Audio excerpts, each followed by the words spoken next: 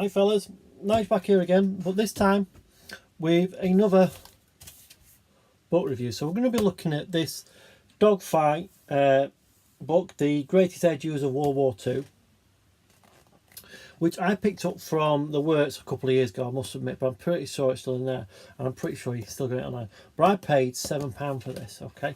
Plus, I got some money off it because we got the vouchers and what have you. So for £7 you get a really decent book. So what I'll do, we'll switch over to the other camera and we'll have a look at it.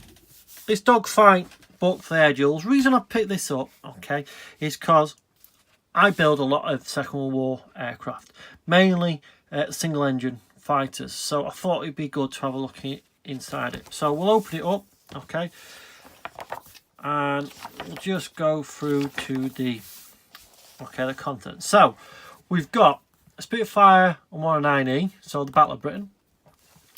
We've got Battle for Balance of Europe, so 1943 to 45. So we've got the Thunderbolt the 109 GK. Tooth and Claw, so duels over China, so the P-40 Warhawk and the K-43 Oscar. Dueling for the Reich Germany, so we've got the F-50, the P-51 Mustang and the F-190, and then we've got the Seafire and the Zero in the last combat over the Pacific. So we've got the introduction there by the author, and then we move straight into the Battle of Britain. And if you notice, we've got some lovely colour pictures just in there, and then we've got a bit of spiel about the different machines. So the Spitfire, all about it. We've got some lovely photos of the parts of the aircraft being made and what have you, and then we've got a 360 degrees. So again, it's just a colour rendering, so a picture of something. This one was assigned to Pilot Officer Bob Doe, of 234 Squadron, okay. And then we move on to the 109. So the 109, okay, that's the 108, I believe. Yeah, the ME 108 Typhoon or Typhoon. The V1, so that'll be the actual one of the prototypes, I would believe. Again, a bit more about the spiel of it, why it was made, a 360 degree, and what have you. Okay, so the type history. So the history of the Mark 1. Okay, the 1A, the 1B, a lovely photo there of the pilot, sergeant pilot in this photo, in the cockpit while they sort out his weapons. The different wings, okay, so you've got your four, is it 303s? Okay, Browning 303s, and then the Esposo 20mm cannon. Can't even pronounce it. And then we move on to the BF 109. Okay, and again, the weapons for the nose and the actual cannons. And again, some more photos from the day. But this is the reason I bought this book. Okay, so as you can see there, two very good colour renderings of the actual cockpit and the layout. Okay, now you can't really take a lot of this to the main colour to do heart, but you've got what everything is, what all the colour are for certain buttons. Okay, so 27 is the gun button, as you can see. You show a lot of people do it in red. You've got 11, which is a crowbar for to help you get out of the cockpit. And then we move on to so we've got that Spitfire, then we've got the BF 109E in the cockpit. So you've got the gun sight, the pedals, and all that sort of stuff. The dials, where the dials, what sort of colours, what all the knobs are, and where some of the hoses are. Yeah, it's not really comprehensive because it's got nothing at the side, but at least you get a good understanding of what's what. And then as we move through, we talk about the comparisons between the two, the strategic situation, and some of the actual unit organisations, how they were plotted and how they were actually organised. So we've got 11 group, 12 group and 10 group. So 11 group brought the brunt of the fighting.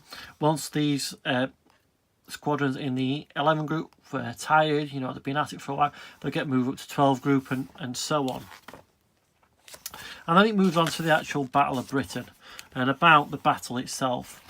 Okay, and then we talk about the men, some of the British pilot training, the German pilot training, some of the actual pilots. So Spitfire pilot Brian John George Carberry, sorry, should I say. Okay, and then we've gone to German pilot. Then we've got Herbert Ifil. I can't even say that. I do apologise. Okay, but it's not just obviously the Messerschmitt and the 109. Okay, with some through the gun sight. I mean, just look at that. Okay, how, you know, just a lovely drawing or rendering, or whatever you want to call it. And another beautiful one in here. And then we've got, move on to the P47, and we've got exactly the same thing for the P47 and the 109G. So slightly different to the E. Okay, and then cockpit for the P47. Once the P47's done, after all the same sort of stuff, we're going to move on to the Warhawk and the Oscar. So also 360 around the Oscar, and the Warhawk history, and then again onto the cockpit. So you've got your cockpit for the P40E, and then the cockpit for the K43 Oscar. What's the next one? The next one is the Mustang and the long-nosed FW9. So this will be the D9, I think. Okay, so that's the long-nosed one. Okay, again, how it was made, you know, with the Allison engine, and then the types. So we've got the C and the D outside of each other. Okay, and then we've got a D there. Let's put it down a minute. A D there with the modified tail, the F190 guns, and how the gun bay is, the type history, the wing loadout. So we've got the BC guns, so only the two in that one. Okay, and then we've got the 3 per wing. And then as we move on, all the different marks. Okay, so there was quite a few marks, and by the end of the war they were scraping the barrel. Okay, and then again we've got the P41 DK cockpit and the A7 cockpit. Okay, I mean, just there's not really, if you think about it, not a lot of view, depending on how high you sit up from that windscreen. Whereas if you have a look at the one, the 51, there is quite a lot. It shows the wooden floor. Okay, and the pads and all the knobs and switches and all that sort of stuff. Okay, and then I think the last one is in this book, at least, is the Seafire and the Zero Japan 1945. Okay, so again the same, and there a lovely coloured photo of a Spitfire Seafire, a Corsair. That looks like it could be a Wildcat. Then we've got, what's that one there? I'm not too certain what those ones are. Okay. So you Corsair, 2 Wildcats, 2 Sea Hurricanes, a Fulmar, and 2 Barracudas. Okay. Again, another picture of the Seafire. But what I want you to have a look at, just have a look at that photo. Look at the weathering on the wings. Okay, down there, and just on the cowling as well. Okay. and then we've got a 0. Okay, the wing loadouts for the weapons. All right, and then again we've got our 2 cockpit drawings. Okay, another lovely photo there, with a bomb. Looks like a big boy underneath it, potentially. Might be a fuel tank, I'm not 100% certain. Pulling the wings out after the wings being folded. Okay. Another nice picture there of the 0 and all the weathering on it. Okay, lovely shot there from the belly. And okay, on the aircraft carrier,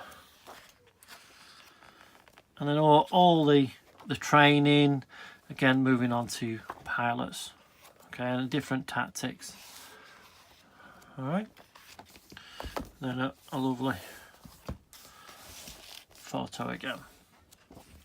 Okay, so sea fire through the gun sight again. All right, so that, last page, and again, all right, a lovely colour photo just there. Okay, again with all the weathering,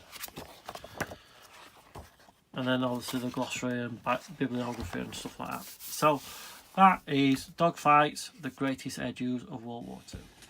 So that is a book review of the Dogfights of the Greatest World War II by, well, the editor's Tony Holmes, and it's an Osprey book, so I'm pretty sure you'll probably be able to get that now.